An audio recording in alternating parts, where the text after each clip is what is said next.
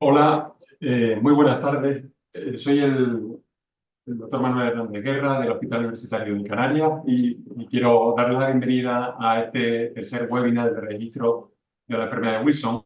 Un registro que, como saben, está impulsado por la Asociación Española para el Estudio del Hígado para mejorar el conocimiento de esta enfermedad. Y desde aquí queremos aprovechar la oportunidad para animarles a que incluyan a sus pacientes y los actualicen de manera que podamos tener un registro de mucha calidad. Hoy contamos para este webinar con tres expertos en tres ámbitos que nos van a aclarar preguntas habituales, complejas, la mayor parte de ellas, de nuestra práctica clínica en cuanto al diagnóstico y al tratamiento de esta enfermedad, con además su visión particular interdisciplinar. Quiero llamar la atención de que hay un botón en el margen inferior para que puedan utilizarlo y hacer sus preguntas, de manera que podamos trasladarlas a los panelistas. Contamos, y quiero hacer la presentación, con un pediatra de renombre, el doctor Jesús Quintero, del Hospital Valderón de Barcelona, con una patóloga, la doctora Isabel Mariña, del Hospital Clínico de Barcelona, y con una neuróloga, la doctora Marta Ruiz, del Hospital Universitario de Cruces en Bilbao, que, como digo, van a tratar distintos aspectos. Y en este primer bloque, ya sin más, vamos a hablar del diagnóstico. Como saben, de esta enfermedad suele ser bastante complejo, con una serie de criterios que dan a entender que en la mayor parte de los casos resulta difícil. Para ello quisiera dar entrada al doctor Jesús Quintero. Buenas tardes, Jesús. ¿Qué tal? Buenas tardes, ¿cómo estáis?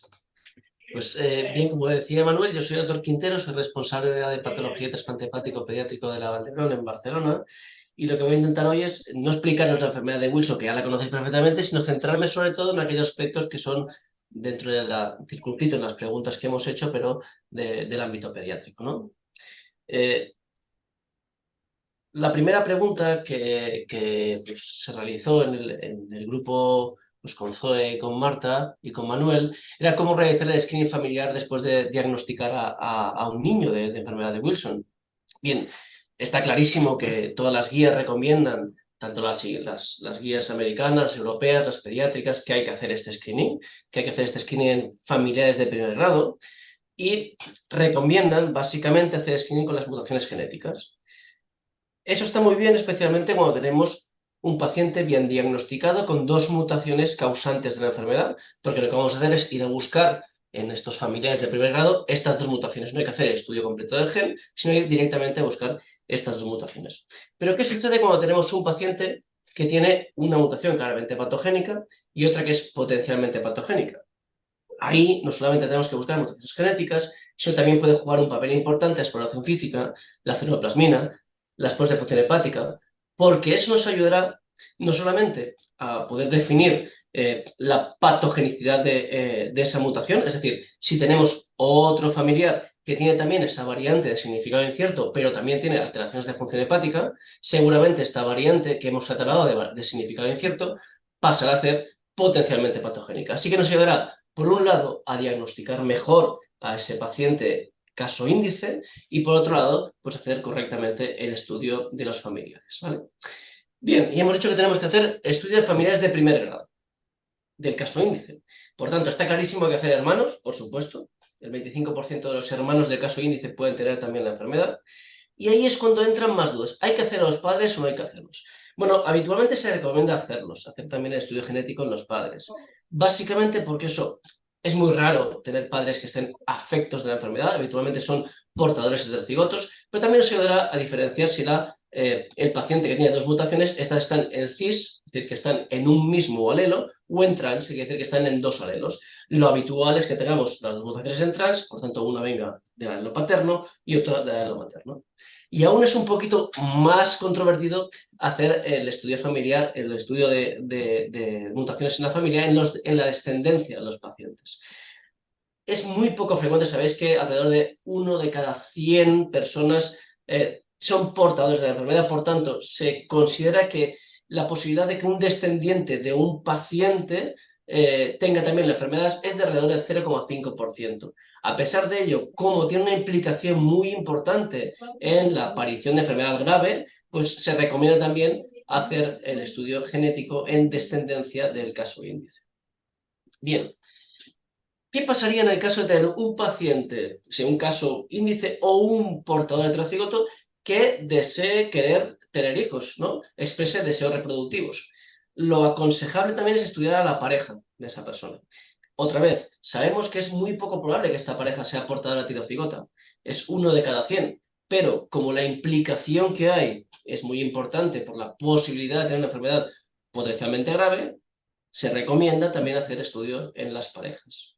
¿Y qué hay que hacer? En el caso de que la pareja, además, también tengamos la mala chamba de que la pareja sea un heterocigoto o un enfermo, pues lo recomendable es discutir las posibilidades de diferentes opciones de medicina reproductiva que tenemos para estos pacientes. ¿Cuáles son? Básicamente son 2.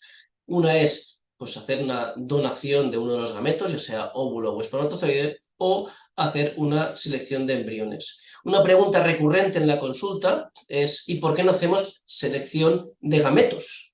Pues la selección de gametos no se puede hacer, eso nos pasa sobre todo en familias son muy religiosas, ¿no? Entonces, ¿por qué no podemos hacer selección de gametos? Porque al coger el DNA del gameto estamos sacrificando a esa célula, por tanto hay que hacer solamente podemos hacerlo en embriones, cuando como mínimo el embrión tiene 8 células y podemos sacrificar una de ellas sin alterar la viabilidad del embrión.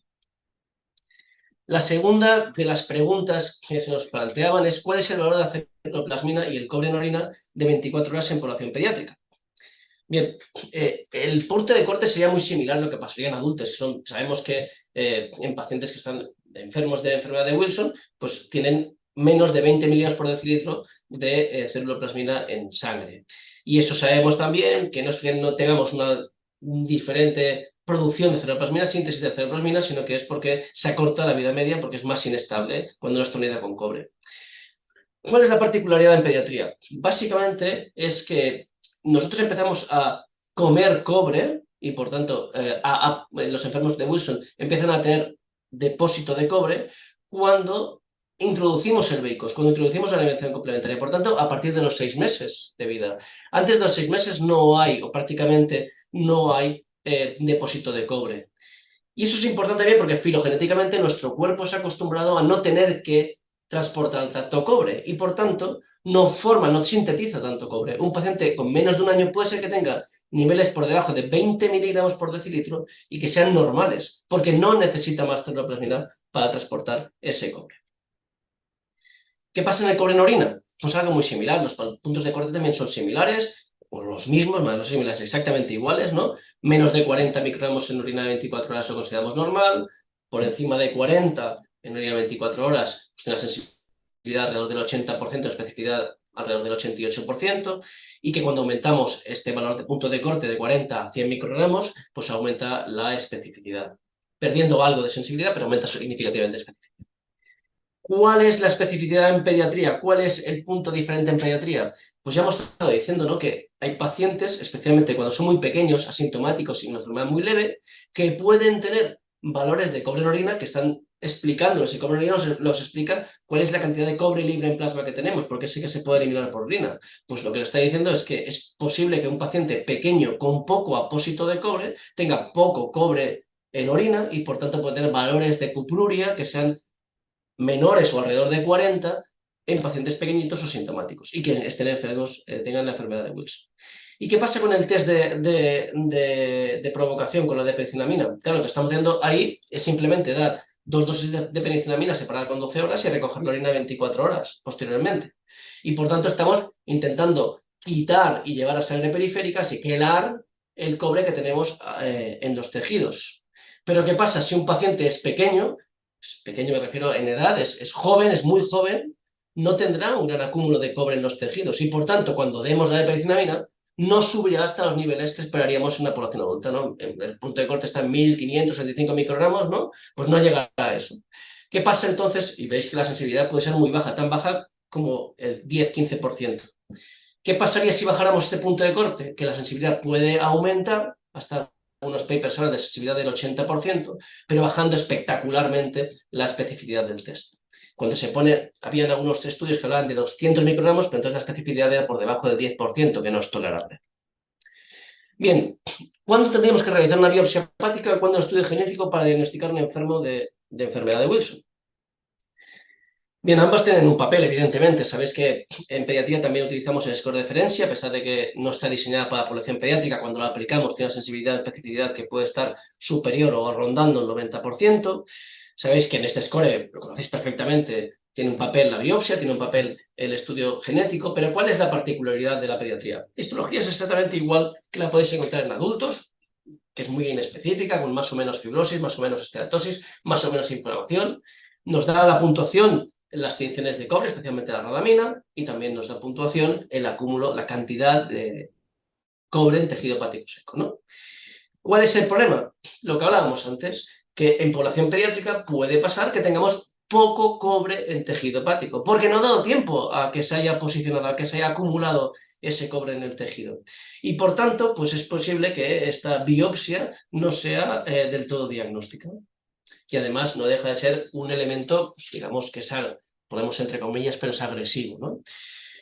En pediatría, por eso, cada vez más tenemos más, utilizamos más el análisis de mutaciones, tenemos técnicas de secuenciación masiva o secuenciación de Sanger que nos permite estudiar perfectamente estos pacientes y con las cuales podemos conseguir diagnóstico de alrededor del 95% de los pacientes. Encontramos dos mutaciones que sean claramente patogénicas, pero hay un porcentaje de pacientes que no podemos. ¿Por qué? Porque son mutaciones sintrónicas profundas, porque lo que encontramos no son mutaciones puntuales, sino de lecciones, o porque hay variantes de significado incierto. Así que no es la panacea, no podemos diagnosticar todos con estudio genético. Por tanto, ¿cómo combinaremos estas dos técnicas? Pues si un paciente tiene en pediatría un metabolismo de cobre que es claramente alterado, ferroplasmina por debajo de 10, cobre por encima de 100, y tiene dos mutaciones causantes, no hacemos la biopsia para el diagnóstico. Otra cosa es que queremos hacer la biopsia porque queremos ver en qué punto está este paciente, qué fibrosis tiene, cómo está. Perfecto, pero no es necesario para el diagnóstico. Si tenemos un paciente con un metabolismo de cobre alterado, y no hace falta que sea tan alterado como he puesto aquí, a lo mejor la mayoría de pacientes tienen, algunos pacientes tienen ferroplasmina entre 10 y 20, cobre en orina entre 40 y 100, y además tienen una mutación causante. ¿Qué hacemos con ellos? Pues habitualmente a estos pacientes sí que les realizamos la biopsia hepática. ¿Qué suele pasarnos ahí? Pues que tenemos habitualmente pues cobre en tejido hepático seco por encima de 250 y nos apoya el diagnóstico y podemos empezar así el tratamiento. Te cedo a ti, Zoe, la parte de patología de adultos. Muy bien, pues gracias. Me toca a mí pasar a las preguntas que me formularon desde neurología y pediatría con respecto a aspectos de hepatología. Entonces, la primera de las preguntas que se me planteó es si puede un paciente ser diagnosticado en ausencia de un estudio genético, un poco en la línea de lo que comentaba Jesús. Y la respuesta claramente es que sí. Podemos diagnosticar a pacientes sin tener un estudio genético. Todos conocemos el score de Leipzig. Hay lamentablemente muchos sitios donde el acceso al estudio genético es limitado y por tanto la respuesta es sí.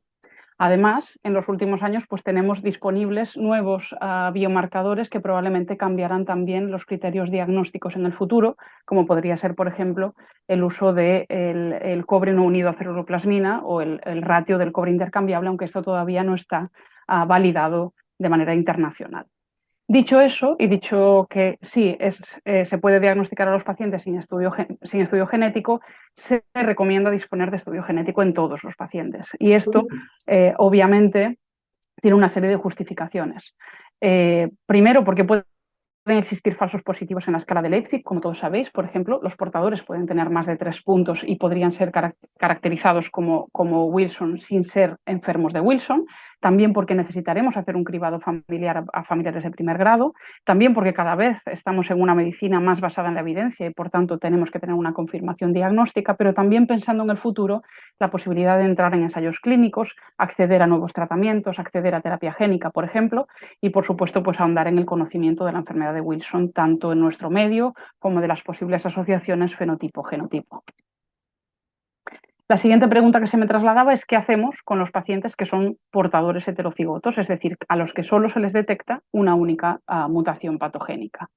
Pues si bien es cierto que clásicamente se ha hablado de que 1 de cada 100 individuos o 1 de cada 90 individuos es portador de una mutación patogénica para la enfermedad de Wilson, lo cierto es que estudios genéticos poblacionales recientes, incluso uno realizado en España el año pasado, sugería por estudios poblacionales que esta tasa de portadores era en realidad mucho más alta de lo que se había estipulado y de lo que realmente vemos en nuestra práctica habitual. De manera que se estima 1 de cada 40 individuos serían portadores de una mutación patogénica y 1 de cada 7.000 individuos aproximadamente podría tener una enfermedad de Wilson en nuestro medio. Esto no es lo que vemos en la clínica. Como sabéis, también los portadores pueden tener alteraciones sutiles del metabolismo del cobre. De hecho, es una de las causas por las cuales podemos tener ceruloplasmina por debajo de los niveles de normalidad. Sin embargo, y dicho todo esto, a diferencia de otras situaciones clínicas en hepatología, como podría ser el déficit de alfa-1 antitripsina, donde la presencia del alelo Z se ha asociado a una hepatopatía o a la posibilidad de desarrollo de hepatopatía en presencia de otras comorbilidades hepáticas, esto no es así en el Wilson, o al menos no se ha demostrado, y por tanto, en cualquier paciente que sea portador de una mutación donde no existan alteraciones manifiestas del metabolismo del cobre ni sospechemos una afectación hepática importante, no tendríamos que hacer seguimiento ni tendrían que recibir un régimen dietético específico. La tercera pregunta que se me trasladaba sería ¿cuál otro diagnóstico deberíamos de tener en cuenta en aquellos individuos que tienen una enfermedad hepática, tienen un trastorno del metabolismo del cobre y sin embargo tienen un estudio genético negativo? Pues como decía, existe un diagnóstico diferencial amplio para aquellos pacientes que tienen alteraciones del metabolismo del cobre o que tienen ceruloplasmina, por ejemplo, baja. Estos serían sobre todo los portadores de una única mutación, pero también cualquier circunstancia que conlleve pérdida de proteínas, como la desnutrición, las cirugías bariátricas tipo bypass, un síndrome nefrótico, diarreas, pierde proteínas. También la insuficiencia hepática avanzada, como sabéis, puede producir disminución de los niveles de ceruloplasmina. Y en cuanto a otras enfermedades genéticas mimetizadoras de la enfermedad de Wilson, os invito a revisar una revisión publicada recientemente en el New England Journal of Medicine, en donde hay una extensa tabla de enfermedades genéticas que son muy raras, más raras que la enfermedad de Wilson, pero que también se pueden asociar a alteraciones del metabolismo del cobre y algunas de ellas también se manifiestan en la edad adulta, como la ceruloplasminemia o algunos trastornos congénitos de la glicosilación. ¿Cuáles serían los motivos para obtener una biopsia negativa en un paciente a la que se la realizamos buscando cuantificar el cobre en tejido? Y desde el punto de vista de neurología, ¿qué pacientes o en pacientes con un fenotipo neurológico, cuál sería o cuál es lo habitual, qué es lo habitual encontrar en la biopsia hepática? Pues esto es una respuesta que tenemos que empezar diciendo lo mismo que ha comentado Jesús. La biopsia hepática en la enfermedad de Wilson es inespecífica, no hay características patonomónicas de la enfermedad de Wilson, más allá del acúmulo de cobre intrahepático, que como sabéis también se deposita de manera parcheada en el hígado y esto da lugar a que puedan existir variabilidad en los resultados. Como sabéis también el criterio diagnóstico o el CATAF que se ha utilizado óptimo es el establecido en más de 250 microgramos por gramo, pero es verdad que hay que tener en cuenta que para poder tener resultados con garantías tenemos que tener un mínimo de tejido necesario. Para ello se espera tener una biopsia de más de 3 miligramos o que tenga entre 1 y 2 centímetros de largo, precisamente por esa variabilidad en el depósito del cobre. Sin embargo, cuando vemos y analizamos estudios en los que se ha hecho una biopsia hepática con cuantificación del cobre, este es uno de los estudios más amplios que evaluaron el cobre en tejido y podéis ver que de 178 pacientes con enfermedad de Wilson bien diagnosticada, la mediana de cobre en tejido era muy superior a 250 y como podéis ver muy pocos pacientes presentaban niveles inferiores a 250 microgramos por gramo de tejido seco. Algunas otras enfermedades hepáticas, como las enfermedades colestásicas, pueden dar lugar a algunos falsos positivos, pero la presencia de falsos negativos en pacientes con enfermedad de Wilson son infrecuentes. Con respecto a qué podemos encontrar en la biopsia hepática de los pacientes con fenotipo neurológico, nos podemos ir a estudiarlo en registros poblacionales. El registro retrospectivo más amplio es el registro austriaco y centroeuropeo, que agrupaba más de 1.300 pacientes de forma retrospectiva, entre los cuales se encontraban 461 pacientes con una presentación fenotípica neurológica. Como sabéis, la presentación neurológica es más frecuente en varones y con mayor edad, y se realizó biopsia hepática no en todos los pacientes, solo en un 37% de ellos, pero de este 37% de pacientes neurológicos podéis ver que la tasa de cirrosis en la biopsia hepática al diagnóstico era superior al 50%. De manera que en pacientes con afectación neurológica aislada es muy frecuente que podamos encontrar enfermedad hepática avanzada. Y aquí quería hacer un recordatorio sobre todo para los compañeros que no son hepatólogos, ¿no? Que es recordar que las transaminasas nunca deberían de ser consideradas como parámetros aislados de gravedad de la enfermedad. De hecho, en los cirróticos las transaminasas pueden ser normales, no deberíamos de basar nuestro criterio sobre la gravedad de la hepatopatía en las transaminasas, y que hasta un 30% de los pacientes neurológicos en la presentación tienen transaminasas normales sin que esto signifique que tengan un hígado absolutamente normal. Y por supuesto, cuanto mayor avanzada es la edad de presentación, mayor porcentaje de pacientes con cirrosis. Por tanto, ante una enfermedad de Wilson de debut, también en pacientes con afectación neurológica aislada, se ha de realizar un perfil hepático completo, una ecografía, una elastografía y preferiblemente una interconsulta también con hepatología o medicina interna para poder evaluar el grado de afectación hepática de forma adecuada. Y ahora le paso la palabra a Marta para la parte de neurología. Hola, buenas tardes. Yo soy Marta, soy neuróloga en la unidad de trastornos del movimiento del Hospital de Cruces y vamos a continuar intentando dar respuesta a preguntas interesantes sobre la enfermedad de Wilson. ¿No me va el marcador? Vale. La primera pregunta es esta. ¿Cuáles son las pruebas que se utilizan para valorar la afectación neurológica del Wilson en la consulta externa de neurología? No sé por qué no me funciona el pasador. ¿Cómo?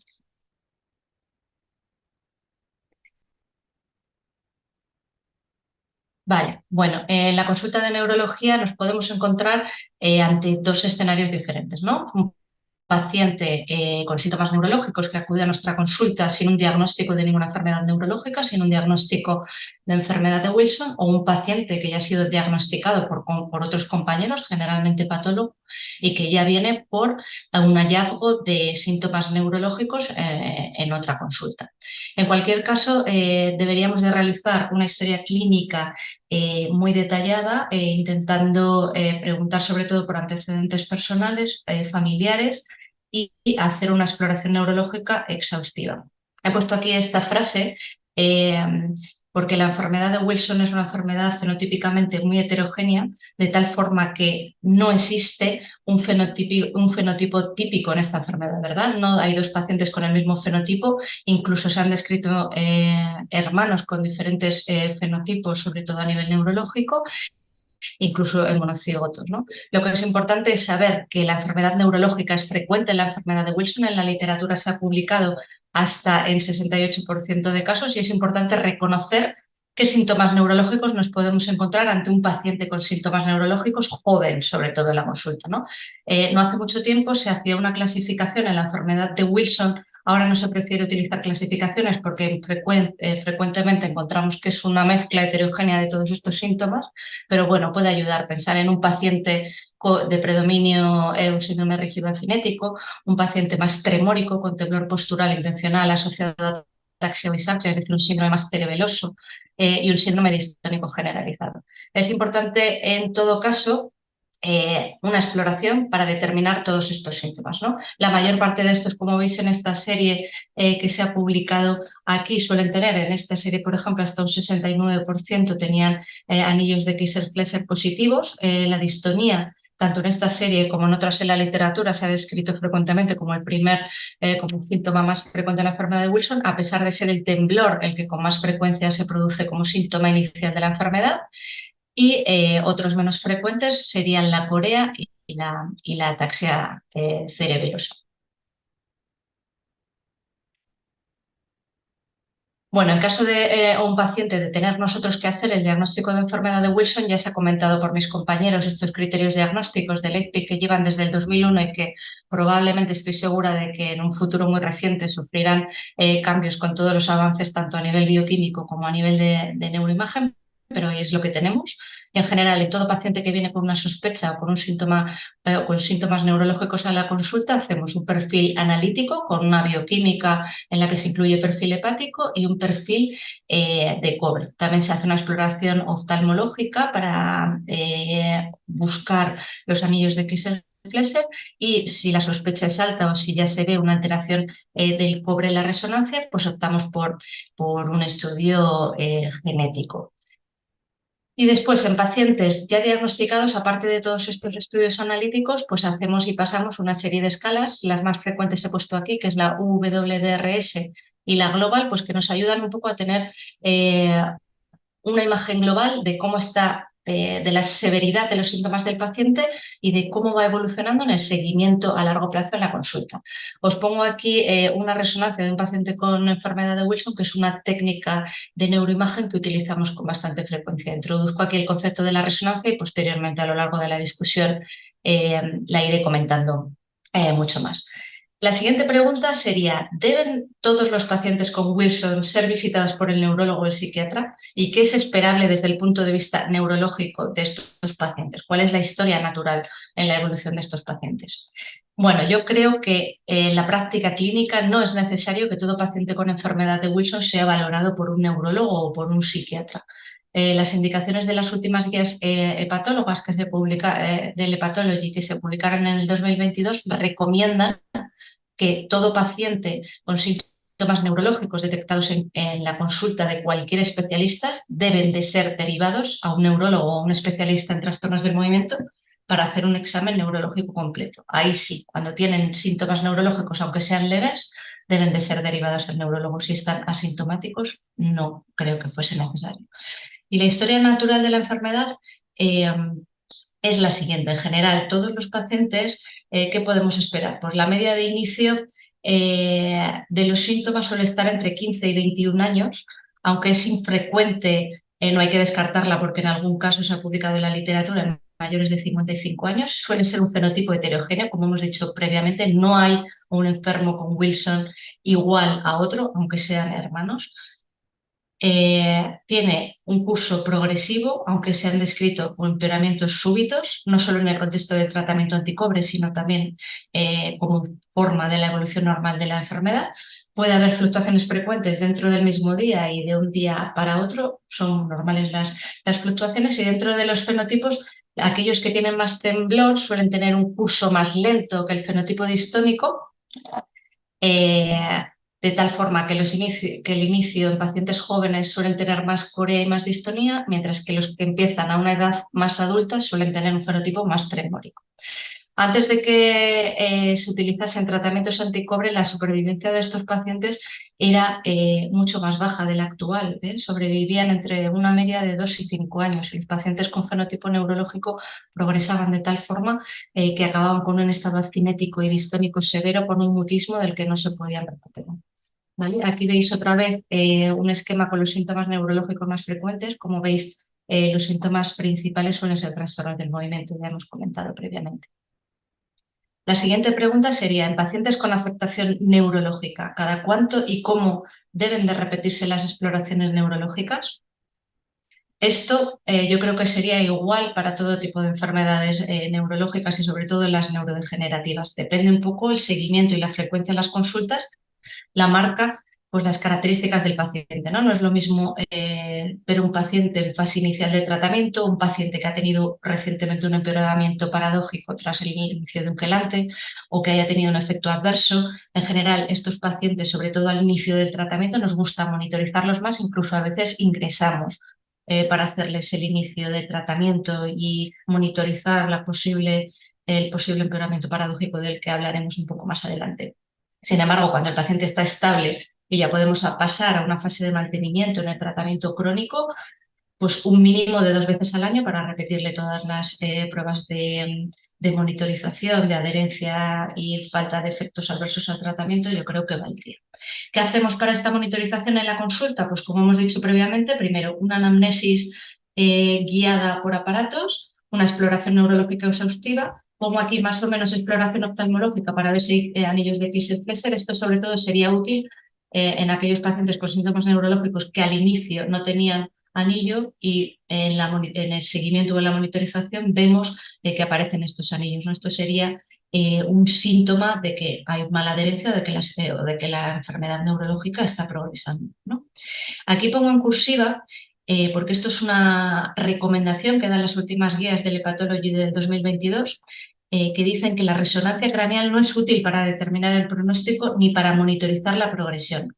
Lo pongo así porque no estoy de acuerdo, ¿vale?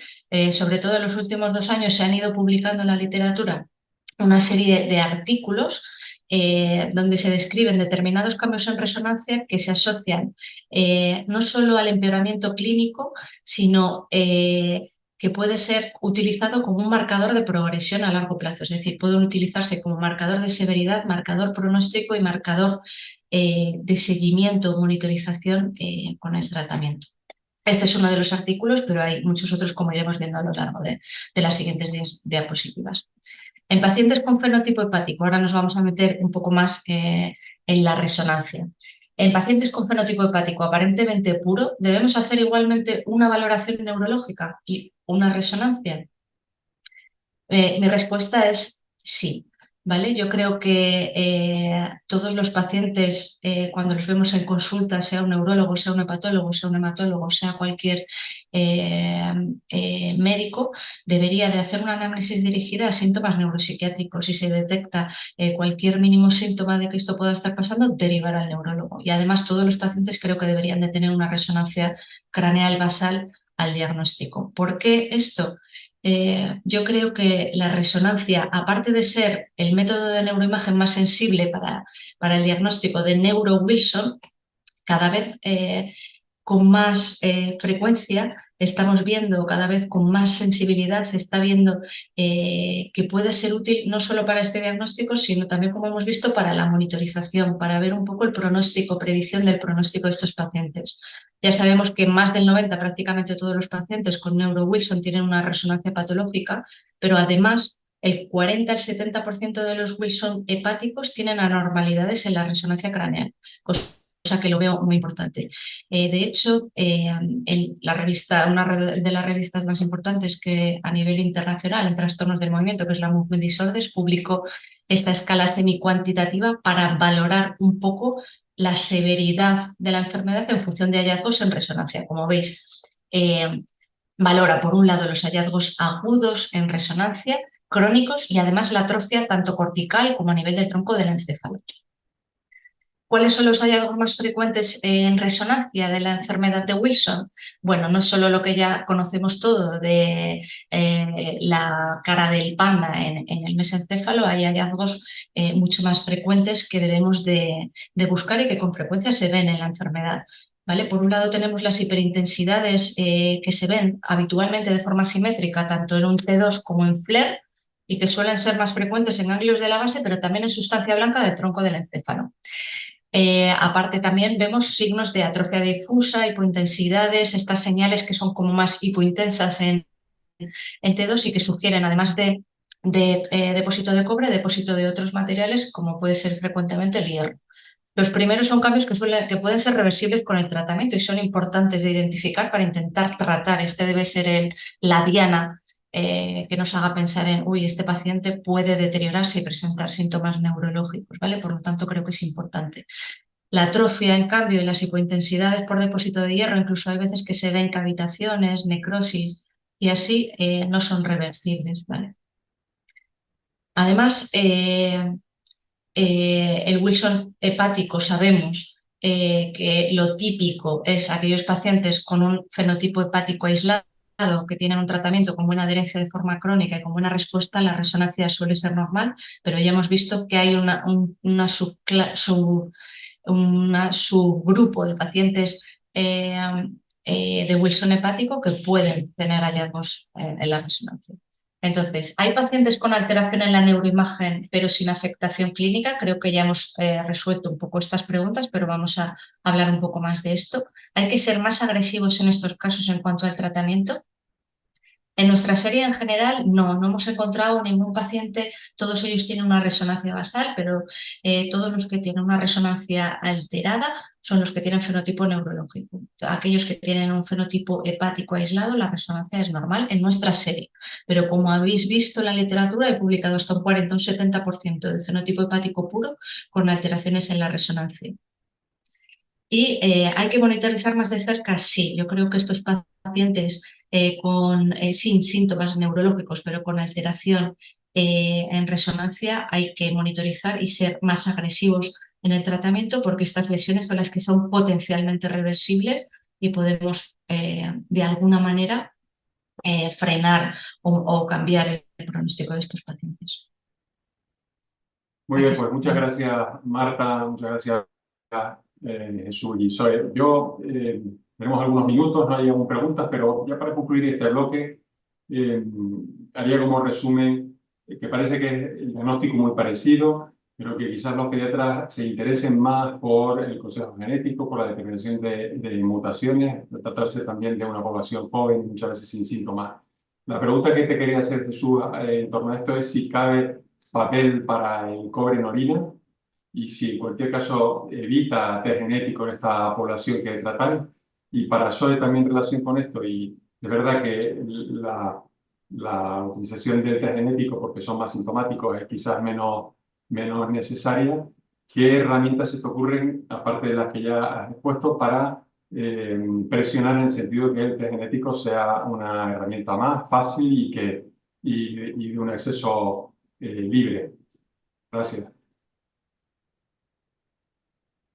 Pues si empiezo yo, te diría que para nosotros el test genético es importantísimo para el diagnóstico de los pacientes y nos sentimos muy incómodos con un paciente que no tenemos con dos mutaciones claramente patogénicas.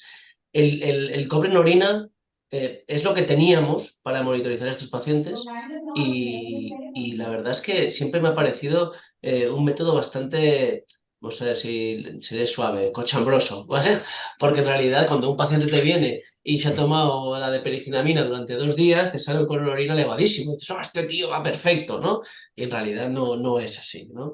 Yo creo que es muy importante también, y creo que cada vez más tendrá un papel más importante, y seguramente Zoe tendrá algún comentario sobre ello, el uso del cobre intercambiable, ¿no? El cobre intercambiable yo creo que seguramente es una herramienta que, especialmente en pediatría, pues tendría un papel muy importante, en adultos evidente también, ¿eh? Pero tendría un papel importante en la monitorización de estos pacientes en cuanto al tratamiento y el seguimiento de ellos, ¿no?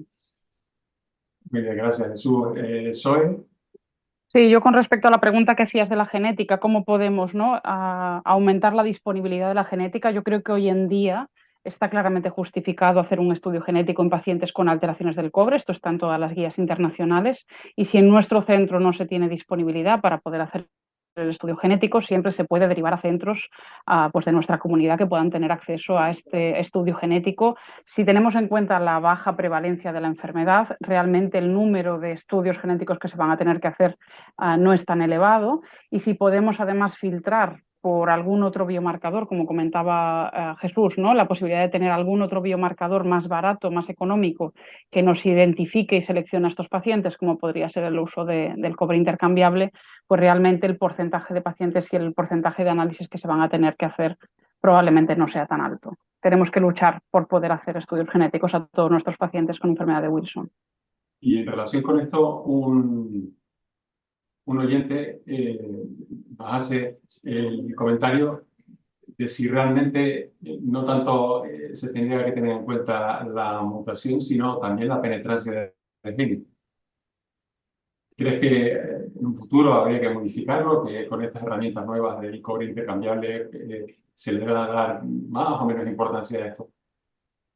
Yo creo personalmente que el tema de la penetrancia es fundamental, pero para poder responder a cuánto de penetrante es una determinada variante patogénica, hemos de hacer estudio genético. Solo de esta manera podremos llegar a poder tener datos firmes sobre si existe o no una asociación fenotipo-genotipo.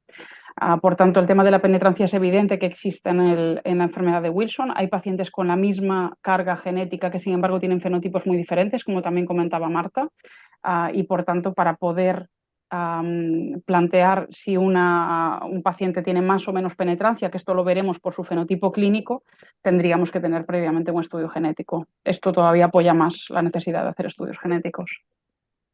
Muy bien. Y ya por último, Marta, nos ha dejado muy claro que con síntomas y sobre todo cuando son neurológicos hay que involucrar más a los neurólogos con una exploración neurológica mucho más fina, neuropsiquiátrica y con la solicitud de la resonancia.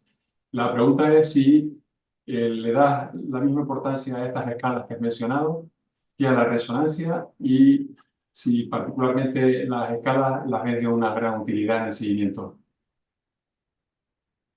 Bueno, a la primera pregunta yo creo que la clínica manda, ¿no? Siempre hacemos una resonancia para ver un poco cómo está de carga lesional y para poder monitorizar en futuras visitas de seguimiento, sobre todo cuando se inicia un tratamiento, ¿no? O no ves una respuesta al tratamiento que te gustaría o lo que sea, ayuda siempre la resonancia, pero lo que manda es la clínica. Y en cuanto a las escalas, sí que las pasamos porque hasta la fecha es lo único que más nos da información sobre cómo está el paciente, ¿no? Sobre cómo va evolucionando de consulta en consulta.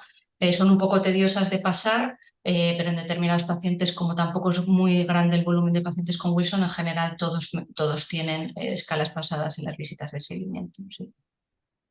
Muy bien, pues muchísimas gracias. Cerramos aquí este bloque y si les parece bien, vamos a ir con el siguiente tratamiento y seguimiento. Por favor, Jesús, esas preguntas que te hemos hecho, por favor, acláranos.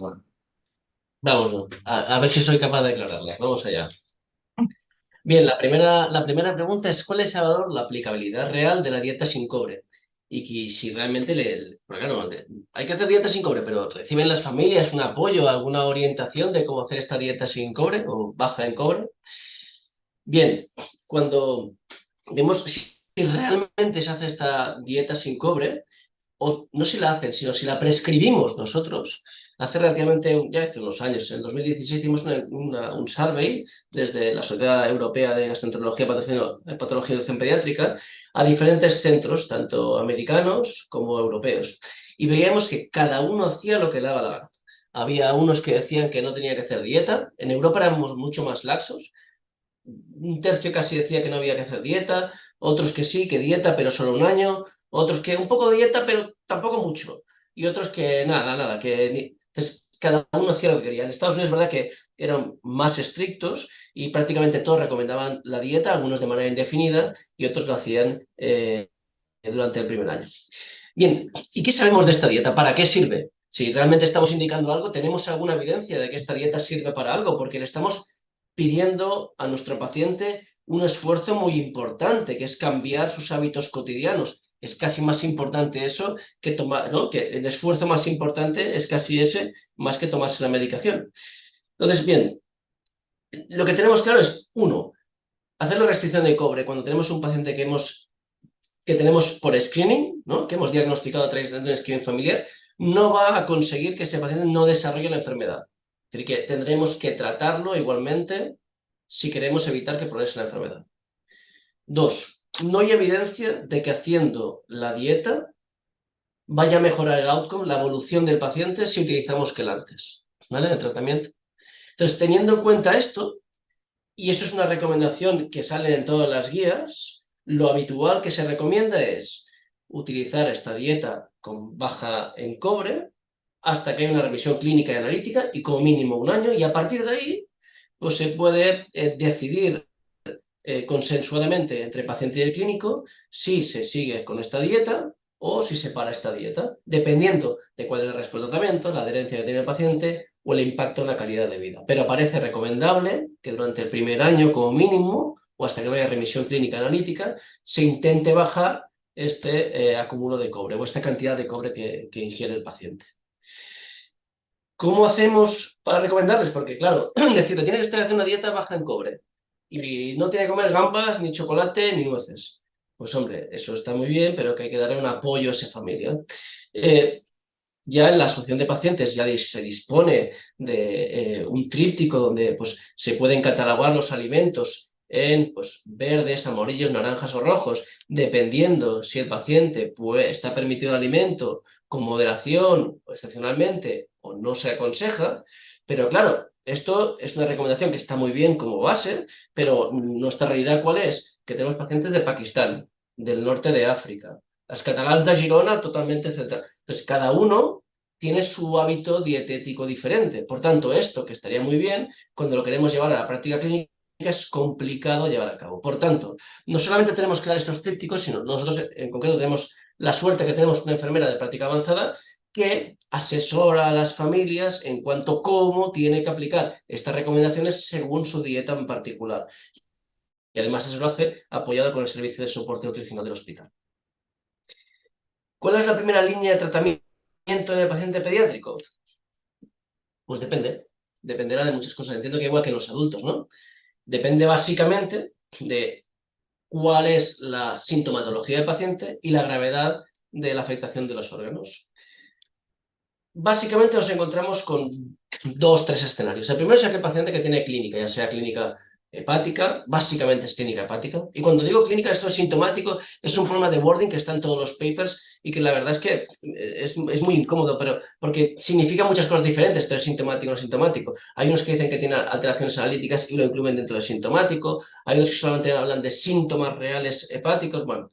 El caso es que cuando hay algún tipo de alteración hepática, ya sea analítica, de imagen o clínica, este paciente habitualmente es tratado, nadie duda de la necesidad de tratamiento. Pero ¿qué pasa con el paciente asintomático?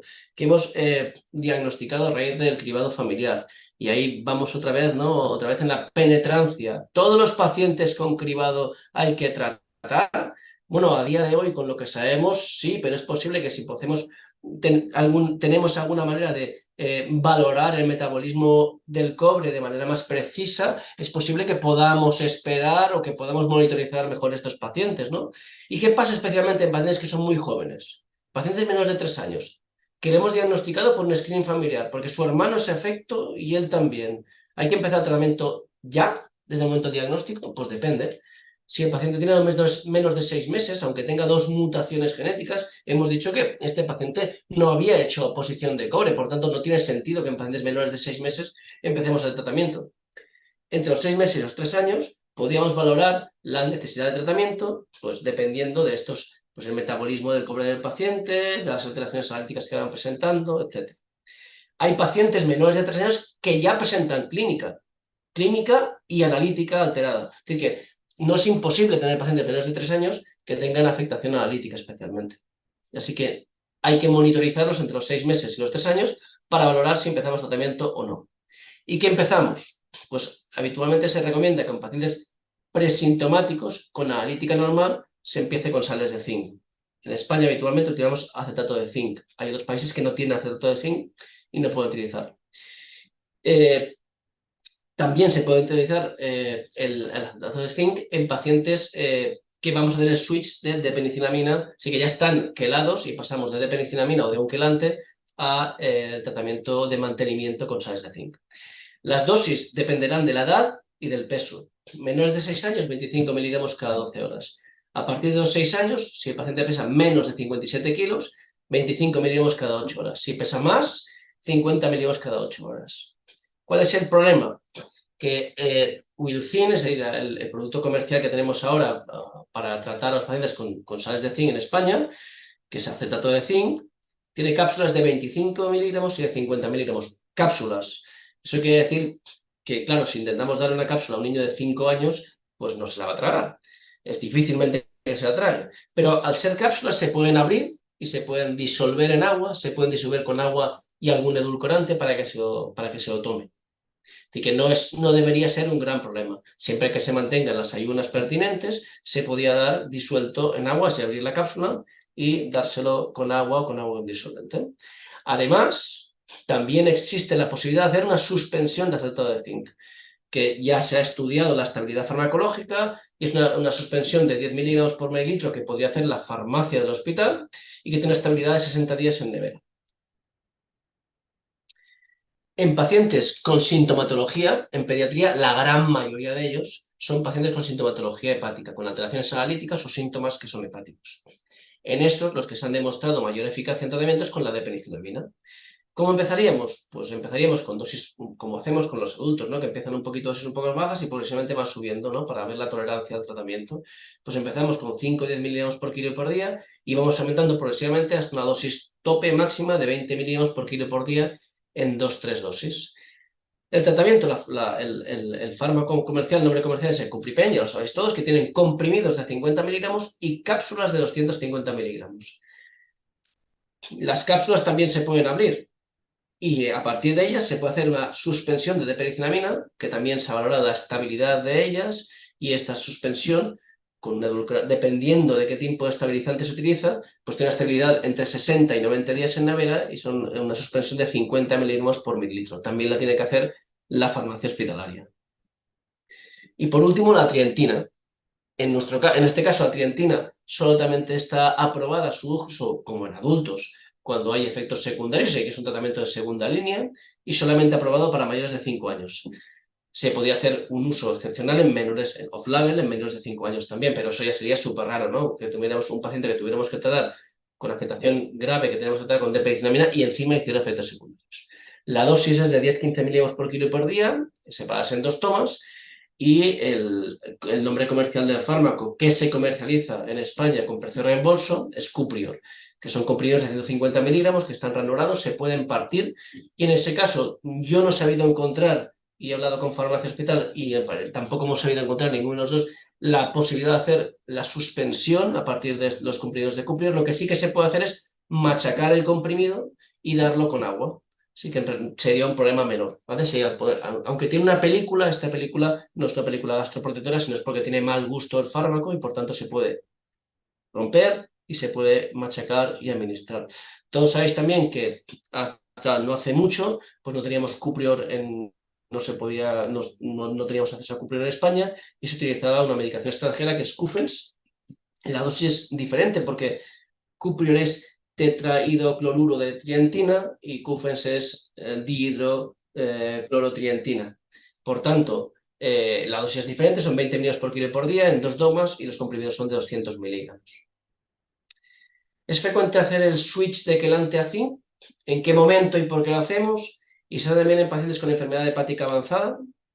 Bien, este es un paper que no es especialmente brillante, pero sí que, digamos que me sentí bastante representado cuando lo leí, porque representa mucho la práctica clínica que hacemos nosotros en pediatría. Fijaos, son grupos de pacientes muy pequeños, en pediatría muy frecuentemente eso es así. Estamos hablando de 27 pacientes del grupo de pacientes tratados con depenicillamina y 15 en el grupo de tratados con zinc, son pacientes pediátricos.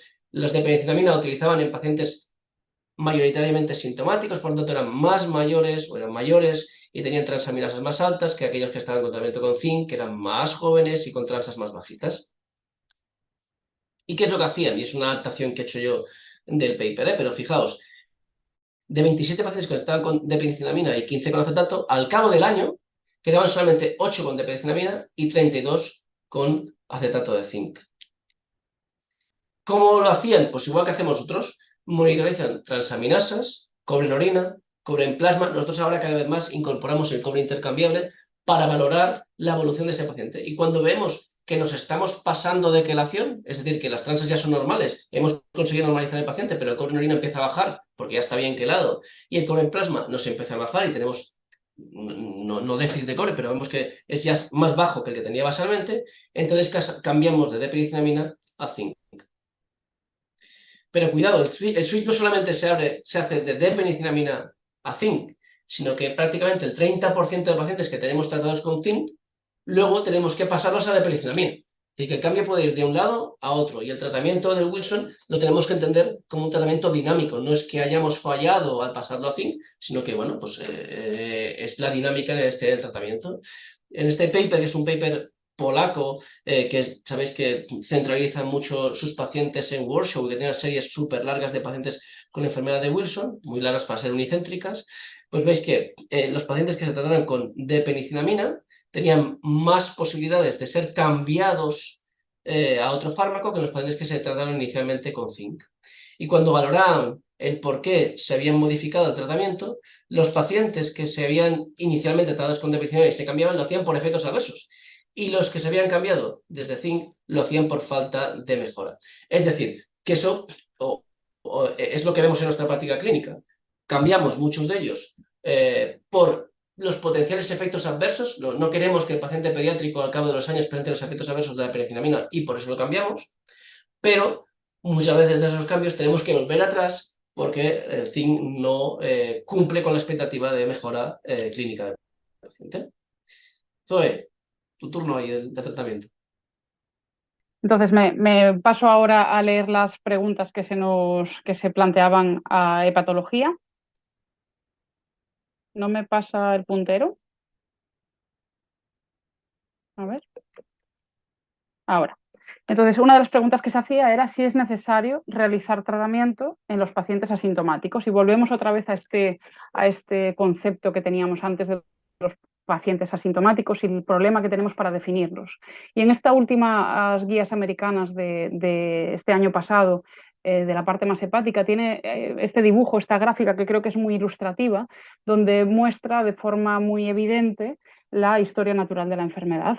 Historia natural de la enfermedad desde una valoración o una alteración genética que conlleva un acúmulo de cobre progresivo que va provocando de forma también dinámica y progresiva y a lo largo del tiempo los diferentes problemas.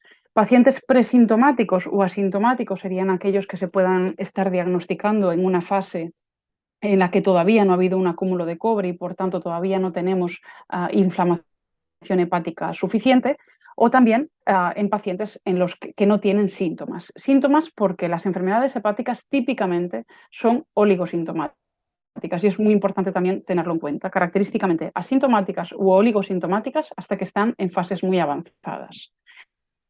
El problema que tenemos también es la ausencia de biomarcadores que nos permitan monitorizar de forma adecuada a los pacientes. Y esto, en la misma línea de lo que comentaba Jesús, a día de hoy todavía no tenemos ningún biomarcador que nos permita saber en qué momento hemos de iniciar el tratamiento. Y por tanto, a día de hoy, en pacientes presintomáticos o asintomáticos con un estudio genético compatible y con un diagnóstico de Wilson, deberíamos empezar tratamiento.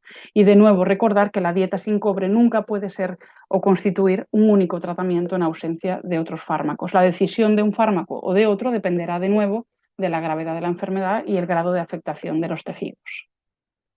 En la misma línea también, y por qué es importante que a día de hoy y sin tener un biomarcador útil debamos empezar tratamiento, pues porque en series retrospectivas, pacientes que han sido considerados asintomáticos, realmente se ha visto que tienen afectación de órgano con frecuencia variable, pero nada despreciable. De hecho, entre un 9 y 20% según las series tenían ya cirrosis a pesar de ser pacientes asintomáticos, hasta un 30% alteraciones en las transaminasas, hasta un 25% alteraciones en la resonancia craneal y hasta un 37% está descrito que pudieran tener anillo de Kaiser-Fleischer. De hecho, en este estudio, evaluando biopsias hepáticas en pacientes con enfermedad de Wilson, pudieron también identificar a 17 pacientes presintomáticos y podéis ver que el cobre mediano acumulado en este grupúsculo de pacientes no era en absoluto bajo, sino que era de una mediana de 737 microgramos por gramo, de manera que el cobre ya se ha acumulado y por tanto deberíamos de poder eliminarlo del organismo. ¿Qué papel puede tener la biopsia de seguimiento en los pacientes con enfermedad de Wilson y cuál sería el papel del FibroScan?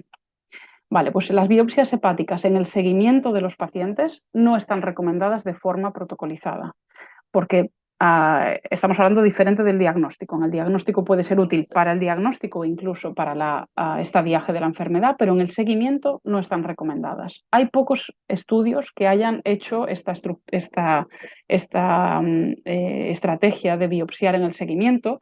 Uno de ellos es este estudio que os muestro aquí, es un estudio italiano en el que incluían a 40 pacientes con enfermedad de Wilson que tenían una biopsia basal al diagnóstico y una biopsia tras un tiempo medio de 11 años en puntos diferentes del seguimiento. Los autores básicamente hablaban de algunos que progresaban, la mayoría no progresaban en cuanto a fibrosis, pero lo importante de este estudio era básicamente recalcar y recordar que el cobre intrahepático a lo largo del tiempo no se modifica con el tratamiento, al menos con los tratamientos que tenemos actualmente disponibles. Por tanto, nunca debiera de ser la biopsia hepática de seguimiento utilizada para la monitorización del cobre intrahepático. porque la presencia de cobre intrahepático elevado persiste. ¿Por qué podemos utilizar biopsia hepática de seguimiento? Pues hay en ocasiones en las que puede ser útil realizarla. Primero, porque sospechemos que hay una progresión hepática y haya discordancia entre las pruebas no invasivas, como la elastografía o las scores de fibrosis no invasivos, las pruebas de imagen y la bioquímica hepática. En esos casos, la biopsia puede ser útil para hacer el análisis y el estadiaje adecuado. En otra circunstancia sería alteraciones del perfil hepático persistente, en el que hayamos descartado otras causas, y cuando tengamos dudas de que no hemos alcanzado el control metabólico adecuado. ¿Por qué? Porque el único análisis que nos podría dar cierta información sería el análisis mitocondrial de estas biopsias hepáticas. Esto no se hace de rutina ni en la práctica habitual, pero puede utilizarse en microscopía electrónica para saber en casos complejos si estamos llegando a un control adecuado o no. Y por último, y cada vez más frecuente, porque sospechemos la coexistencia de comorbilidades o veamos alteraciones hepáticas persistentes en la analítica que no sepamos diferenciar si son por un mal control de la biopsia, de la enfermedad de Wilson, o por la existencia de otros problemas. Y es remarcable que cada vez tenemos mayor prevalencia de enfermedad metabólica en la población mundial, el hígado graso, cada vez se consume más alcohol, los pacientes pediátricos crecen y aparecen nuevos problemas y consumen de alcohol, y también es frecuente la presencia de daño hepático por drogas o por tóxicos, de manera que la biopsia hepática puede tener utilidad también en el seguimiento.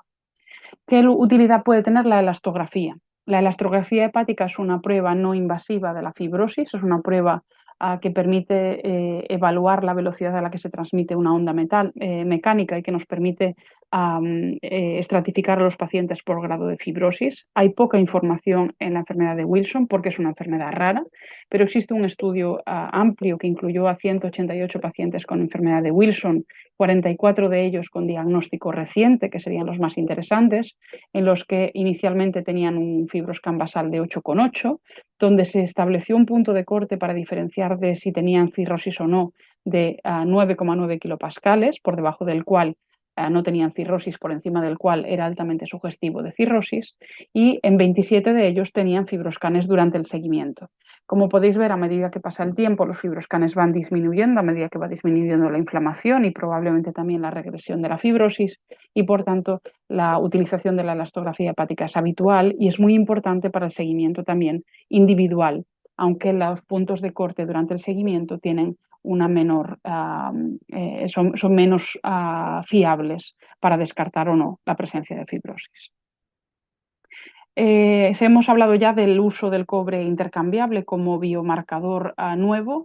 ¿Cuál es su utilidad en el diagnóstico y en el tratamiento, en la monitorización del tratamiento? Pues parece muy evidente y hay evidencia ya acumulada de que el REC, el ratio del cobre intercambiable, es un marcador que parece muy bueno para el diagnóstico de la enfermedad de Wilson y existen ya diversas publicaciones al respecto. Y así en pacientes con enfermedad de Wilson al diagnóstico suelen tener un REC por encima del 18% y esto se ha visto que los discrimina, los diferencia de pacientes portadores y de individuos sanos. ¿Qué pasa durante el seguimiento? Pues que este ratio, este REC, no es útil. Este ratio permanece incrementado, permanece alto, incluso en pacientes durante el seguimiento tratados, y esto lo pudimos comprobar en un estudio recientemente publicado en colaboración con del clínico con el Hospital Sant Joan de Déu. Este REC permanece alto y por tanto no es útil para el seguimiento. Debemos de utilizar el cobre intercambiable. ¿Y qué podemos decir del cobre intercambiable en el seguimiento? Este cobre intercambiable representaría la fracción tóxica del cobre, la que no está unida a ceruloplasmina, y existen unos rangos de normalidad ya definidos en población sana, no Wilson. ¿Qué pasa? Que hay muy poca información y todavía no ha sido validado para el seguimiento y por tanto está actualmente en estudio. Solo hay una publicación a día de hoy, que es en niños, 36 niños con enfermedad de Wilson, en las que desde el diagnóstico y durante un periodo de seguimiento entre 5 y 10 años se observaba una disminución progresiva del cobre intercambiable a lo largo del tiempo. Sin embargo, los ratios o los rangos de normalidad no han sido debidamente validados. Y de hecho, nuestra experiencia en vida real, donde ya acumulamos un gran número de mediciones de cobre intercambiable en pacientes con enfermedad de Wilson en seguimiento, podéis ver que una proporción muy significativa de pacientes permanecen por debajo de los rangos de normalidad. De manera que todavía queda mucho por decir al respecto en lo que se refiere al cobre intercambiable durante el seguimiento. Como recomendaciones, y esto es basado en la experiencia, no validado, uso de REC para el diagnóstico de los nuevos casos, muy buen biomarcador. El cobre intercambiable en el seguimiento parece que tiene que ser todavía validado. Puede ser muy útil dentro de un único paciente para evaluar una situación de sobretratamiento o de depleción de cobre. Y mi recomendación sería no modificar el tratamiento si el cobre intercambiable se encuentra en niveles por debajo del rango de normalidad, salvo que tengamos una sospecha clínica de déficit de cobre, porque parece que esta medición tiende a infravalorar los niveles de cobre no unido a ceruloplasmina. Por el contrario, casos que tengan supraniveles, es decir, niveles por encima de los rangos de normalidad, esto sugeriría un mal control, ya fuera por infratratamiento y deberíamos de subir el tratamiento o bien intensificar la adherencia. ¿Cuándo tenemos que realizar un cambio de tratamiento? Y la gran pregunta, ¿está desaconsejado el zinc en pacientes con afectación hepática? El switch de una terapia a otra puede ser tanto de un quelante al zinc como del zinc al quelante. Del quelante al zinc mayoritariamente se hace para minimizar los efectos adversos de los quelantes a largo plazo. Y esto, como ya ha comentado Jesús, se hace sobre todo tras haber conseguido una quelación completa y siempre recordando que el tratamiento en la enfermedad de Wilson debe ser algo dinámico y que cambiemos a zinc en un determinado momento puede que necesitemos revertir este tratamiento al cabo de un tiempo si vemos que no es suficientemente eficaz. Por el contrario, ¿cuándo debemos de hacer un tratamiento de zinc y cambiarlo a quelante? Pues básicamente, aunque no está definido en las guías clínicas, existe una cierta tendencia a hacerlo cuando hay signos directos o indirectos de fracaso a tratamiento o aparecen obviamente efectos adversos de las sales de zinc. En este sentido, durante un tiempo se habló de que las sales de zinc estaban desaconsejados en pacientes con enfermedad hepática. Desaconsejados. Quizás la palabra no es desaconsejar el zinc, porque existen pacientes con tratamiento con zinc que van muy bien y tienen enfermedad hepática, sino más bien el mensaje debería de ser que recordemos que los quelantes deberían de ser la primera línea terapéutica y que también disponemos de la opción de bajar la dosis del quelante en lugar de hacer el cambio a zinc. ¿Por qué? Porque los quelantes han demostrado ser muy eficaces en el control de la enfermedad, ya sea hepática o neurológica. Y aquí os traigo otro estudio también correspondiente al registro astrogermánico y al Euro-Wilson, en el que incluían más de 400 pacientes tratados con quelantes de primera línea y cómo tras un tiempo de seguimiento mediano de 13 años, la mayor parte de los pacientes con afectación hepática y afectación neurológica presentaban una mejoría muy evidente bajo tratamiento, ya fuera de D-penicilamina como con trientina. En el respecto al zinc, también existió un estudio que fue muy controvertido, que digamos, saltó una alerta sobre el uso del zinc en pacientes con afectación hepática, donde se venía a decir que el zinc no era tan efectivo como los agentes quelantes en el tratamiento de la enfermedad de Wilson. Era un estudio amplio, 288 pacientes, un análisis retrospectivo de la cohorte austroalemana.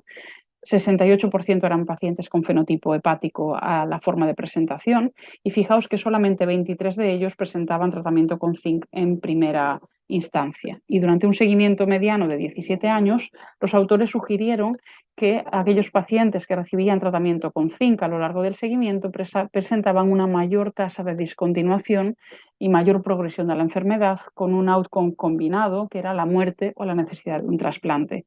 Y esto fue estadísticamente significativo y por tanto se sugirió este título de que no era tan eficaz como los agentes quelantes. Sin embargo, si hacemos un análisis más crítico de este estudio, realmente las características basales de los pacientes tratados con zinc no fueron bien detalladas. Muy importante, la adherencia no fue evaluada de forma sistemática en este estudio y por tanto podía haber problemas de compliance. Y además, muchos de los cambios del quelante al zinc no eran por fracaso terapéutico, sino por decisión propia del paciente para evitar efectos adversos. De manera que al final la lectura de este estudio ha de ser tomada con precaución y yo creo que se ha de individualizar. Paciente en el que parece que está progresando bajo tratamiento con zinc, desde luego hemos de ser activos y hacer un tratamiento con quelantes. Pero no un mensaje general de que el zinc está desaconsejado. Y por último, la última pregunta a este respecto sería ¿cuál debería de ser el manejo terapéutico durante el embarazo y la lactancia de pacientes con enfermedad de Wilson en tratamiento? La respuesta, como sabéis, es una respuesta basada en poca evidencia científica, pero sí que existe un estudio también del registro austrogermánico, de nuevo a reforzar, ¿no?, la importancia de los registros para poder dar respuesta a las preguntas que tenemos. La fertilidad en las mujeres con enfermedad de Wilson bien controladas bajo tratamiento parece similar a la de la población general de la misma edad. La tasa de aborto en este estudio, incluyendo 136 mujeres con 282 embarazos, fue muy superior entre pacientes no diagnosticadas y por tanto sin tratamiento frente a aquellas mujeres que sí que recibían tratamiento. Y de hecho la tasa de aborto fue significativamente también superior entre aquellas mujeres que suspendieron el tratamiento durante la gestación. Estos mismos datos los estamos también rescatando del estudio y del registro Wilson. También en España. Tenemos también una cohorte de pacientes de 92 mujeres con 153 gestaciones, y también hemos visto que la tasa de abortos espontáneos entre la población Wilson tratada es similar a la población general, pero que esta tasa de abortos aumentaba entre mujeres que aún no habían sido diagnosticadas y por tanto no estaban bien controladas. Por tanto, como recomendaciones generales para la lactancia y la gestación: nunca suspender el tratamiento de la enfermedad de Wilson durante la gestación, porque hay mayor riesgo de mortalidad materno-fetal. El tratamiento de la enfermedad de Wilson, cuando el paciente recibe quelantes, ha de ser reducir la dosis entre un 25 y un 50%. El zinc no debe de cambiarse la dosis. No está justificado actualmente hacer el switch de un quelante al zinc por el hecho de estar embarazados. Tras el parto se ha de volver a la dosis original con quelante. Y en cuanto a la lactancia natural hay muy pocos datos, no está contraindicada. Existe un estudio reciente publicado en el que se incluían a 18 mujeres con enfermedad de Wilson embarazadas bajo diferentes tipos de tratamiento, y los mensajes parecen bastante evidentes. Se evaluaba la leche materna también y se pudo observar que los niveles de cobre en leche materna de las mujeres con enfermedad de Wilson eran similares a la de las mujeres embarazadas no Wilson, y que no se detectó ni de penicilamina ni trientina en la leche materna, y por tanto parecen datos muy tranquilizadores, y por tanto la lactancia materna debe ser individualizada, pero no está contraindicada en las mujeres con enfermedad de Wilson. Y doy paso de nuevo a Marta para las preguntas de neurología. Vale, la primera pregunta es: ¿cómo y con qué iniciáis el tratamiento en pacientes con afectación neurológica, o en su defecto, si hay pacientes con alteraciones de la neuroimagen pero poco sintomáticos, cómo recomendaríais iniciar el tratamiento? Bueno, en primer lugar, es muy importante saber clasificar a los pacientes, ¿no? Al paciente que tenemos delante, y saber primero si es un paciente asintomático, es decir, si ha diagnosticado en el contexto de un screening genético, por ejemplo, pero no tiene ni síntomas clínicos ni analíticos de alteración del cobre, si es sintomático, o si hay una enfermedad activa asintomática, ¿no? Si hay daños, si hay signos de que hay un daño de órgano. En el caso de los pacientes sintomáticos y asintomáticos con enfermedad activa, lo que se recomienda es hacer una terapia con agentes quelantes. Las nuevas guías publicadas en el 2022 dejan ahí como que el zinc puede ser adecuado para algunos casos. Yo diría que dejaría el zinc, no sé si Zoe está de acuerdo conmigo, para aquellos casos asintomáticos con resonancia normal, ¿vale? Sin datos de afectación a nivel del sistema nervioso central. Y también para los asintomáticos sin síntomas ni evidencia de enfermedad activa. Estos son los fármacos de los que disponemos en la actualidad para el tratamiento de la enfermedad de Wilson. Tenemos la de penicilamina y el trientine, como hemos visto previamente con Jesús y con Zoe. Ambos son quelantes y lo que hacen es producir una excreción renal del cobre, y luego está el zinc, que lo que hace es actúa a nivel diferente y bloquea la absorción intestinal de este cobre. Vemos que los efectos adversos son mucho más importantes en la de penicilamina, y el que menos efectos adversos serían las sales de zinc. Ya hemos visto un poco cómo empezar en la edad pediátrica y un poco la enfermedad hepática. Yo creo que lo importante, el mensaje importante con el que nos tenemos que quedar en el tratamiento anticobre es este: empezar lento y ir lento, o sea, hacer un aumento de la dosis progresiva y lentamente. Esto es crucial, sobre todo para evitar este temido empeoramiento paradójico neurológico, del que posteriormente hablaremos un poquito más en detalle. Estas son las dosis con las que solemos empezar la de penicilamina y el trientino. La de penicilamina, cuanto más lenta empieces y subes, mejor y menos riesgo de empeoramientos inmediatos post-tratamiento. Suelo iniciar la dosis con 250 miligramos al día y cada 4 o 7 días, si son 7 días mejor, voy subiendo 200 miligramos divididos en 2 tomas generalmente, hasta llegar a una dosis de aproximadamente 1000 miligramos al día, ¿vale? El cálculo por peso es de 15 a 20 miligramos kilogramo día. Esto en la fase aguda, en el inicio del tratamiento. Cuando posteriormente hay una fase de estabilidad y podemos pasar a una dosis de mantenimiento, la dosis baja, ¿vale? Y se mantienen dosis un poquito más bajas de penicilamina, entre 750 y 1000 al día. También generalmente lo suelo dejar en dos dosis. Esta es la dosis del trientine para empezar, de 15 a 20 miligramos kilogramo día. Generalmente se divide en 2 tomas y también en la fase de mantenimiento se baja la dosis basal. El zinc, como hemos dicho previamente, los efectos adversos son mucho más bajitos que en la de penicilamina y el trientine, y se suele utilizar 50 miligramos repartidos en 3 tomas al día. ¿Cuál es la diferencia entre la de penicilamina y el trientine? Yo generalmente, cuando veo un paciente con una clínica neurológica avanzada, está sujeto a controversia esto, y hay múltiples estudios en la literatura que dicen que son ambos por igual eficaces, pero bueno, generalmente nos tiramos más por la de penicilamina y empezamos siempre, en la medida de lo posible, de forma lentamente progresiva. Se cree que las diferencias entre ambos es que pueden movilizar diferentes pools de cobre, o sea que pueden actuar a diferentes niveles en el metabolismo del cobre, y que aunque el trientine pueda ser algo menos eficaz, se puede ajustar la dosis porque la tolerancia es mejor. Mucho cuidado con la de penicilamina, porque en todos los casos publicados de empeoramiento paradójico, hasta un 70% de ellos son de penicilamina, menos frecuente con el trientine y menos frecuente con el zinc. ¿Qué papel tiene la biterapia en pacientes con neuro-Wilson?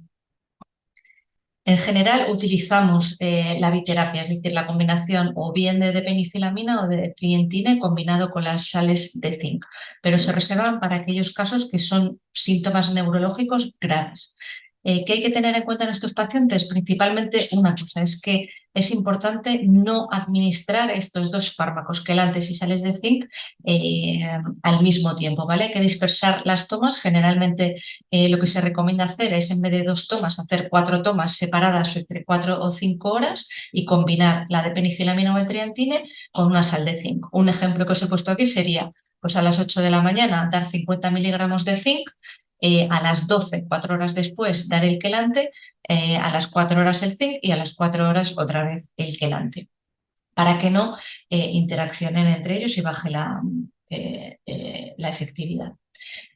Y las siguientes preguntas, que las he agrupado un poco, van todas sobre el temido empeoramiento paradójico, ¿vale? Esto es un problema, una complicación que todo neurólogo tememos, tanto en la consulta como en la planta, cuando empezamos un tratamiento a un enfermo con una enfermedad de Wilson neurológica, ¿vale? La primera pregunta sería: ¿por qué ocurre? ¿Cómo ocurre? ¿Cuál es la fisiopatología? ¿Hay alguna fórmula para evitarlo o tratar de minimizarlo? ¿Hay algún marcador que nos pueda hacer predecir o prever o predecir cuáles son los pacientes con más riesgo de presentar este empeoramiento paradójico? Pues bien, en primer lugar, no hay una definición estándar de lo que es un empeoramiento paradójico, ¿vale? La mayor parte de los estudios que se han publicado en la literatura se considera un empeoramiento paradójico a aquellos pacientes que empeoran en los primeros 6 meses tras el inicio de la terapia. Y a nivel de ensayos clínicos y de series registradas, la escala que utilizan para evaluar este empeoramiento es la escala Young, que evalúa diferentes síntomas neurológicos, como veis aquí: la disartria, la disfagia, la rigidez, bueno, todos los síntomas que son más frecuentes y más discapacitantes. y consideran un empeoramiento paradójico aquellos que los primeros 6 meses tras el inicio de la terapia empeoran 2 o más puntos en esta puntuación. ¿Vale? Esto sería la definición. ¿Por qué ocurre? Esto, a pesar de que lleva mirándose este fenómeno durante años, no es del todo entendido. Se cree que al iniciar el tratamiento anticobre, la rápida movilización de este cobre y el aumento transitorio del cobre tóxico libre en suero puede ser el que cause el daño en el cerebro, ¿no? El depósito y el daño reactivo a nivel del sistema nervioso central. Ya sabemos que al final el más tóxico es este cobre libre en suero. ¿Con qué frecuencia ocurre?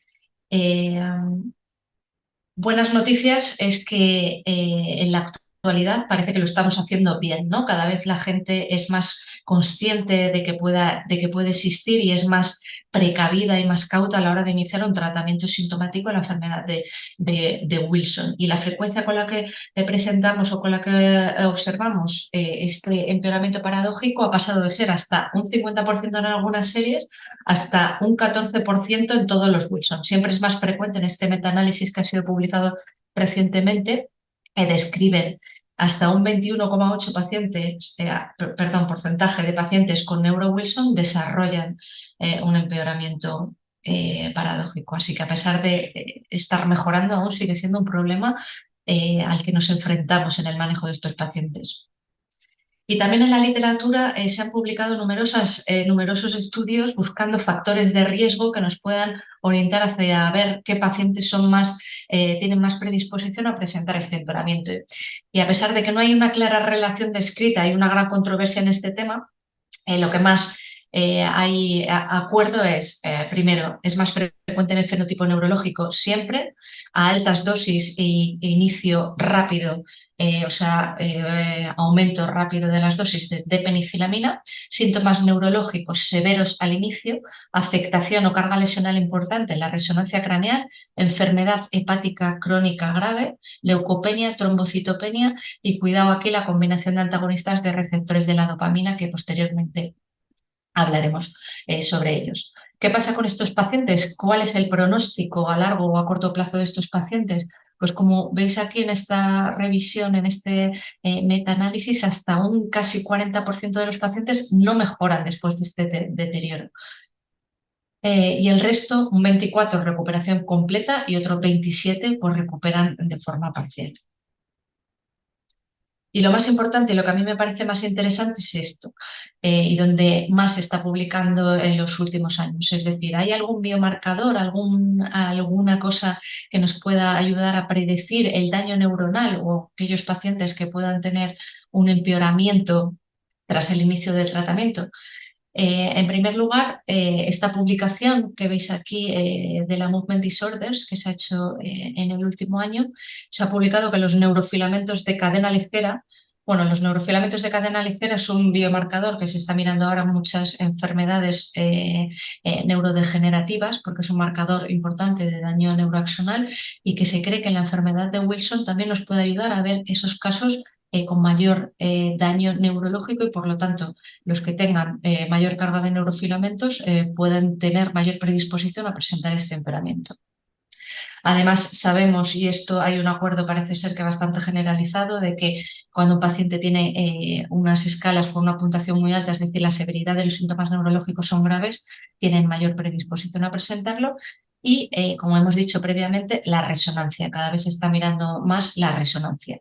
Esta escala que os he comentado previamente, la escala semicuantitativa de la carga lesional, tanto en lesiones agudas, crónicas, como en la atrofia en la enfermedad de Wilson, nos puede ayudar a ver si aquel daño irreversible que se objetiva en la resonancia nos marca aquellos enfermos que no pueden ser mejorados con fármacos y que incluso puedan empeorar tras el inicio de los mismos.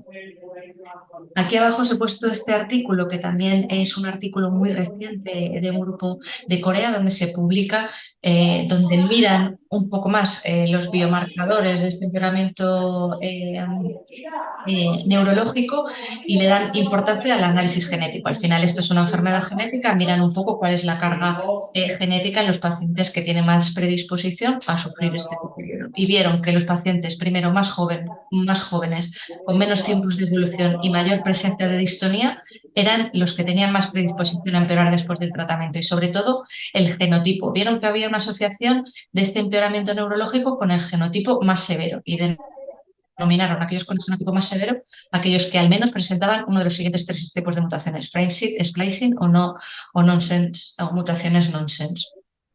Llama la atención también lo que dicen de que era más frecuente en pacientes jóvenes y con menos tiempo de evolución. Esto lo explican con que estos pacientes puedan estar aún en esa fase de daño activo y ser más sensibles a esta toxicidad por el cobre libre, mientras que los pacientes que llevan más tiempo con la exposición al cobre y más tiempo de enfermedad puedan ser más tolerantes a esta toxicidad. En fin, creo que debe de mirarse un poco más, pero que es una teoría que ahí está y que hay que tener más cuidado cuando tratemos este tipo de pacientes. Muy bien, Marta, muchísimas gracias. Nos hemos pasado un poco de tiempo y es lógico porque este es un bloque en el que hay muchas novedades y muchas controversias. Yo ahora les quisiera pedir que para este último bloque, y para no robarles más tiempo a el tiempo contratado con los oyentes, hicieran el esfuerzo, es un desafío de, en breves minutos, resumir las respuestas a las siguientes preguntas. Cuando quieras, Jesús. Vamos allá. Asumo el reto, a ver si soy capaz. Venga. Pues venga, vamos a intentar responder estas preguntas que nos decían antes. Algunas de ellas ya están parcialmente respondidas. ¿Con qué frecuencia se observan síntomas neurológicos o psiquiátricos como primera presentación en niños? Pues muy poquitas veces, la verdad. Especialmente en niños menores de 10 años, esto es prácticamente como primer síntoma, es muy poco frecuente. Pero ¿qué nos pasa? Que si yo soy malo como patólogo, soy aún peor como neurólogo. Entonces muchas veces se me pasan por delante. Y se han descrito hasta el 15% de pacientes que tienen manifestaciones clínicas que inicialmente son descritos como afectaciones hepáticas, pero tienen manifestaciones clínicas neurológicas. Lo más frecuente que veo yo en la consulta, y también es lo que se reporta, es o temblores o alteraciones de la motilidad fina, que, como ya os digo, que soy muy malo como neurólogo, lo que hago es que les hago escribir, y eso es un paciente nuestro. Fijaos a la izquierda cómo escribió cuando debuta, y a la derecha, hombre, tiene que hacer el cuaderno Santillana de ortografía, pero como podéis ver aquí, ha mejorado bastante y a como mínimo se puede entender algo lo que escribe.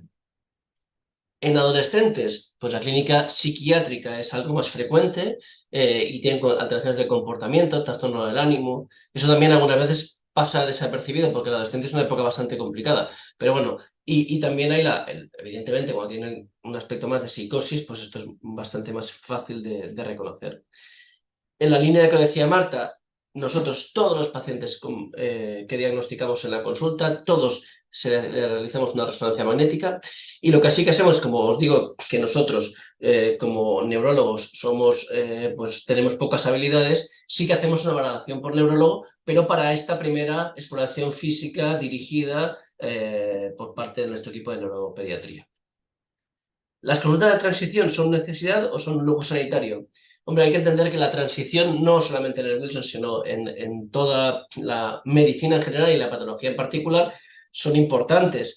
No es un momento puntual en que hacemos una transmisión de información. Oye, este paciente tiene un Wilson, tienes que controlar a partir de ahora tú, aquí tienes un informe, ya te apañarás, sino que es un proceso planificado, organizado de años en que, sobre todo desde la pediatría, pues tenemos que hacer un esfuerzo de organizar la asistencia que damos a un paciente desde una asistencia a un sistema de salud que va dirigido al niño, a la familia, donde el pediatra es muy paternalista con el seguimiento de este paciente, a otro sistema más orientado al adulto.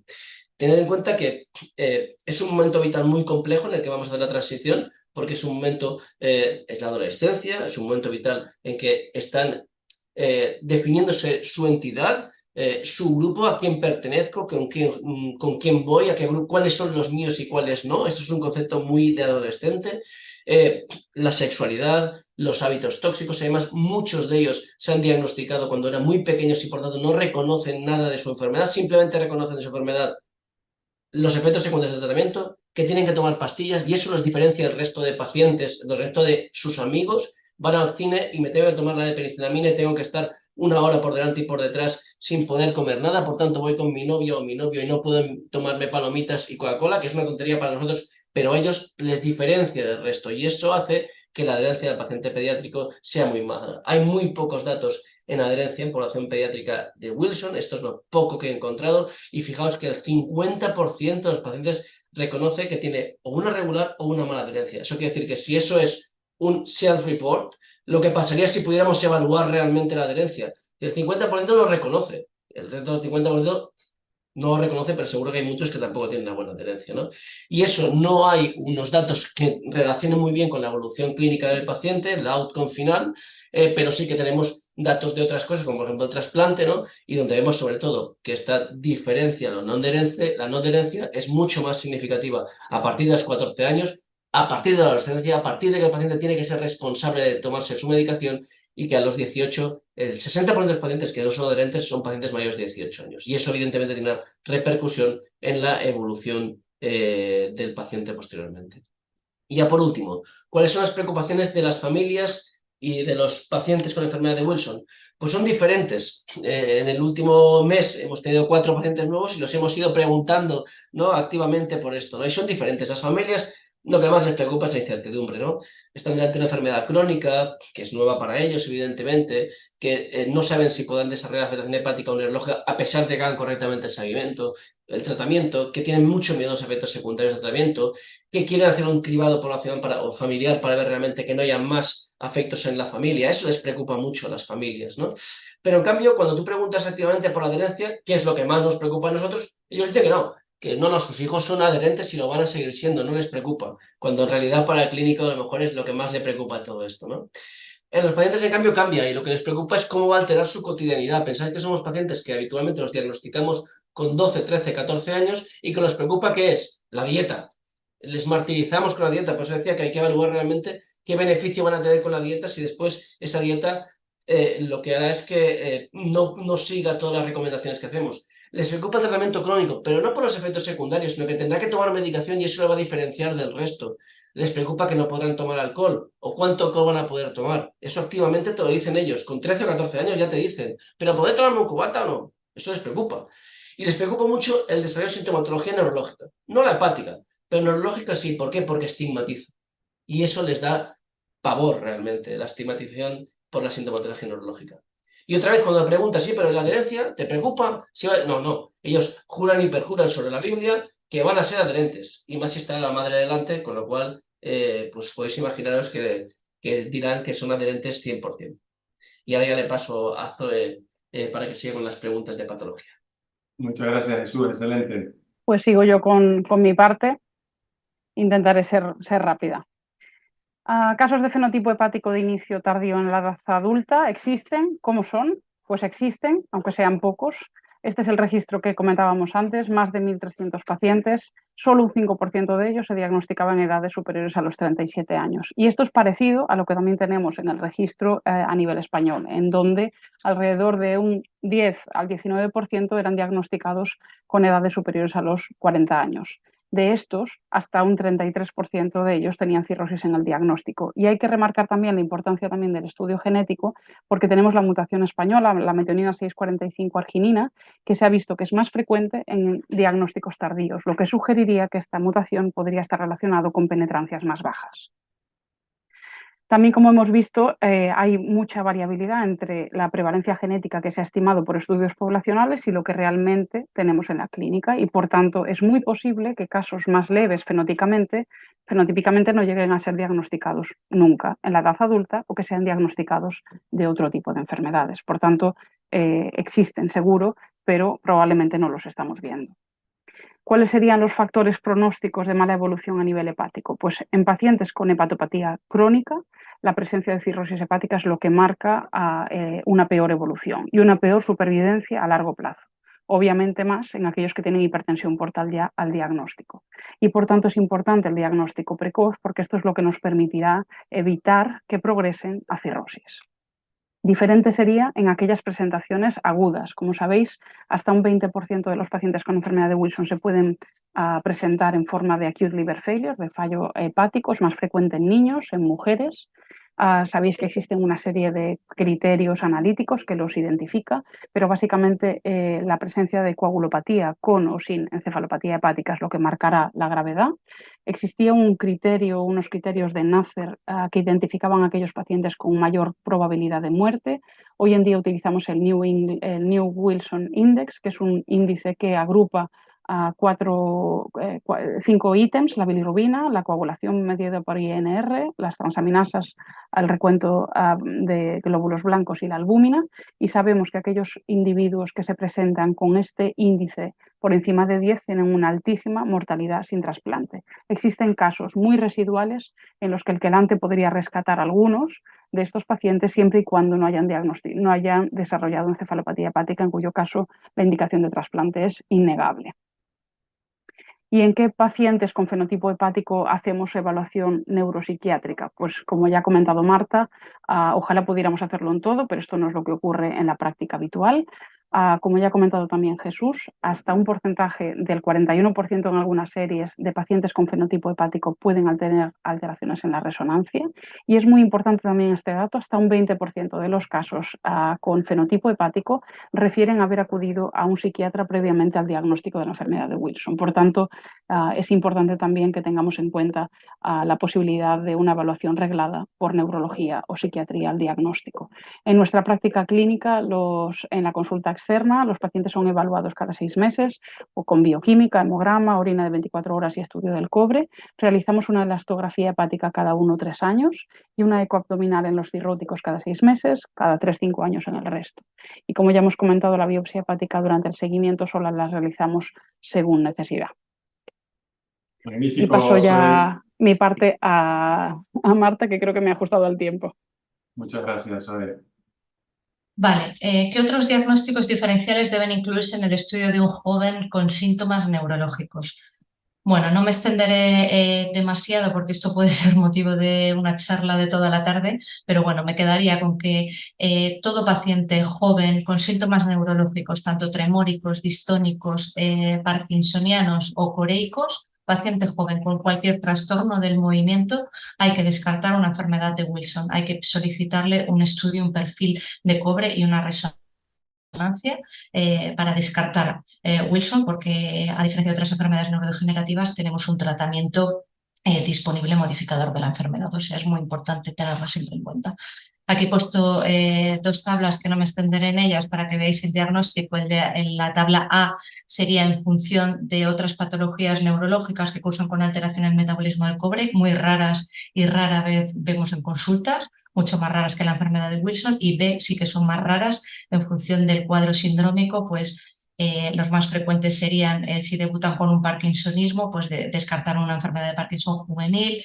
Si con un cuadro distónico, cualquier tipo de distonía generalizada genética, y el más frecuente, el que vemos con más frecuencia en la consulta, quizás sería el temblor, ¿vale? Descartar un temblor esencial versus Wilson o un temblor distónico. Bueno, ¿cuánto tiempo tenemos desde que empiezan los síntomas neurológicos en un Wilson para garantizar la reversibilidad de las lesiones? Ojalá lo supiésemos, pero hoy en día esto es desconocido, ¿vale? Sabemos que la enfermedad, como hemos visto previamente, es variable y la enfermedad es muy heterogénea de paciente a paciente. Hemos visto que hay factores de riesgo que nos predicen, que son capaces de predecir un mal pronóstico neurológico, pero no hay ningún biomarcador que nos pueda precisar el tiempo exacto para esto. En mi experiencia he puesto aquí, una vez que aparecen los síntomas neurológicos, suele haber lesiones irreversibles en la resonancia. Por ello es muy importante que todos los pacientes, aunque sea con fenotipo hepático aislado, tengan una resonancia magnética basal, porque si se detectan estas alteraciones sutiles reversibles en la resonancia, hay que tratarlos y puede suponer una diferencia en el manejo de estos pacientes. ¿Cuándo considerar el trasplante hepático en pacientes con presentación neurológica refractaria o no respondedores a tratamiento médico? Esto es un tema que se está discutiendo, está sujeto a mucha controversia, sobre todo en los últimos años, a raíz de la publicación en el Neurology de este artículo en el 2020. El trasplante hepático es una opción terapéutica recomendada en casos de fallo hepático desde hace muchos años, y en la mayor parte de las series se ha publicado una supervivencia, se ha descrito una supervivencia de hasta el 87% de los casos a los 15 años. Lo que es más sujeto a controversia es el uso de este trasplante hepático en casos neurológicos sin fallo hepático. Desde 1993 hasta la fecha únicamente se han publicado 32 pacientes con síntomas neurológicos o psiquiátricos trasplantados con trasplante hepático. En este artículo, que ha sido el último que han publicado un grupo francés, han publicado 18 pacientes, todos ellos diagnosticados por criterios de Leipzig y genético de enfermedad de Wilson. Como veis aquí, todos ellos tenían un empeoramiento neurológico de al menos 18 meses de evolución, a pesar de estar al menos 2 meses, que es poco tiempo, en tratamiento con quelantes orales. Puntuaciones en la escala clínica, la UWDRS, muy alta, una media de 105, lo cual es muy alta, y una escala ranking elevadísima de hasta 4. Es decir, son pacientes con mucha clínica neurológica y muy dependientes. 14 pacientes de los 18 ya tenían una yeyunostomía, una gastrostomía, para que os hagáis una idea, y 10 traqueostomía. Los síntomas principales, bueno, eran los principales que solemos ver: distonía, parkinsonismo y temblor. Bueno, de todos ellos, al año después del trasplante, 4 habían fallecido, y de los que sobrevivieron, llama la atención la buena evolución que tuvieron la mayoría de ellos, ¿vale?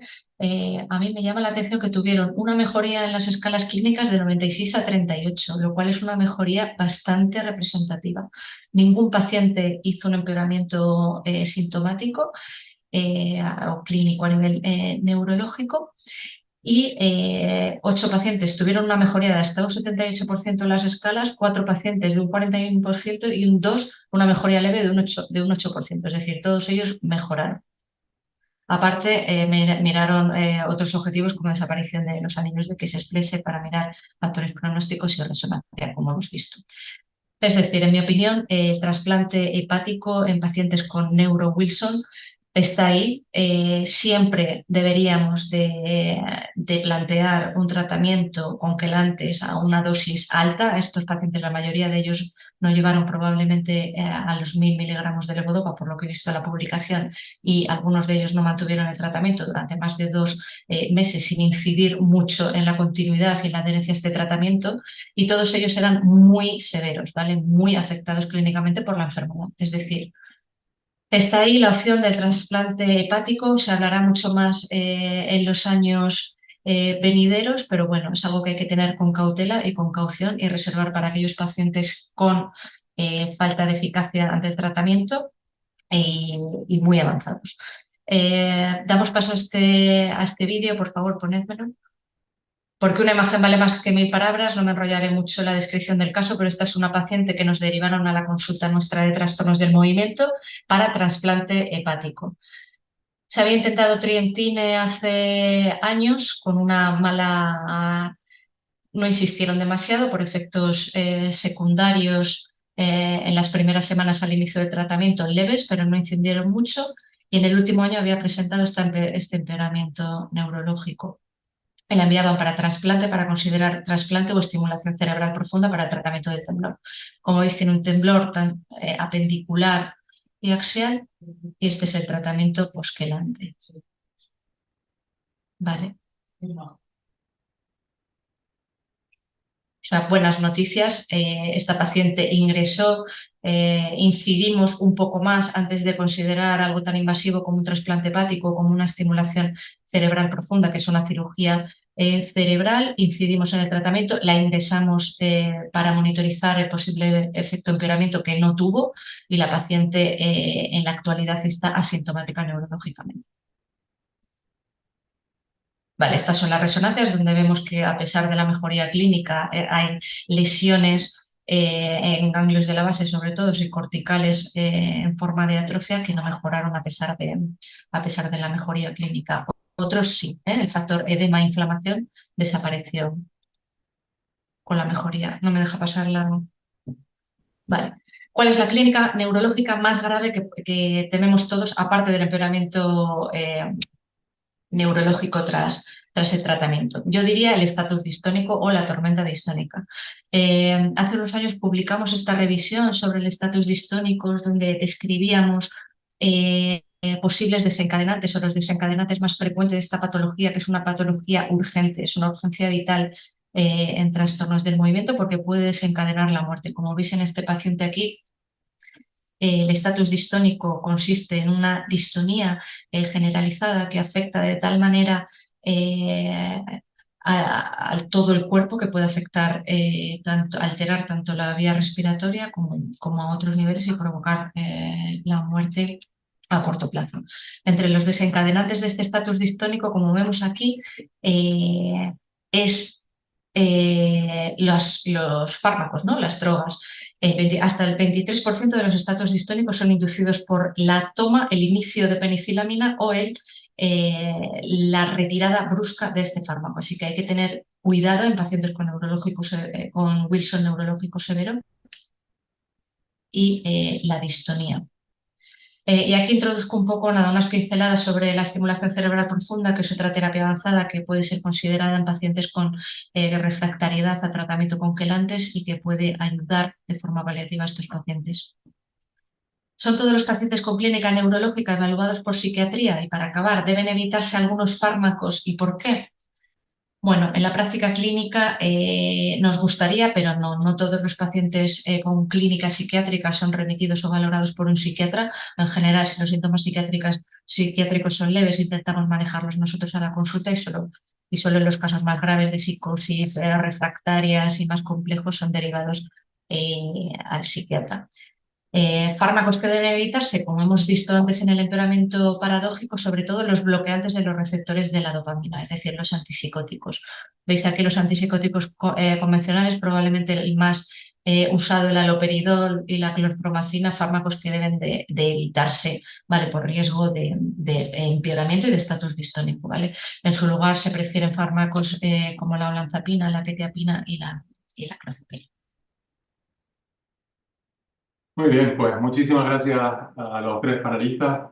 Nos hemos pasado un poco de tiempo, pero yo creo que es un webinar que queda grabado, que es muy valioso por su contenido, por el formato que se le ha dado. Yo, sin duda, agradecerle a los tres ponentes que hayan participado, a ustedes por su atención, a los representantes del registro de Wilson por todo el esfuerzo que hacen, a OASI y, por supuesto, a la AEH, que son de agradecer este tipo de iniciativas de formación. Muchísimas gracias y nos vemos hasta pronto. Gracias. Adiós, gracias. Hasta luego. Chao.